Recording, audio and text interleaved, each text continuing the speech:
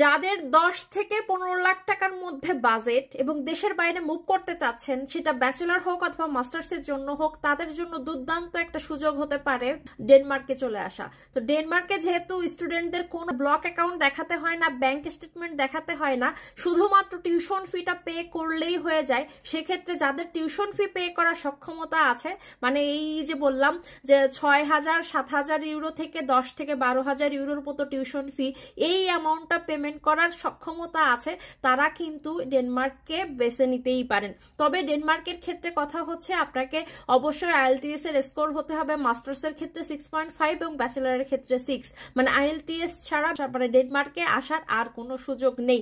তো যাদের আইএলটিএস দেওয়া আছে তারা আর দেরি না করে ডেনমার্কের জন্য অ্যাপ্লাই করে ফেলতে পারেন।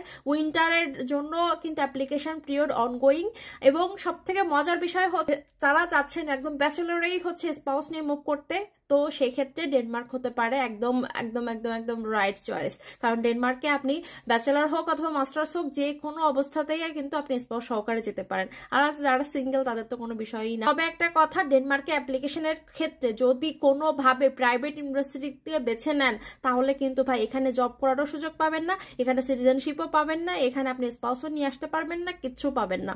তো শুধুমাত্র সরকারি ইউনিভার্সিটিগুলোতেই কিন্তু আপনাকে অ্যাপ্লাই করতে হবে। সো আর দেরি না করে অ্যাপ্লাই করে ফেলেন। ধন্যবাদ।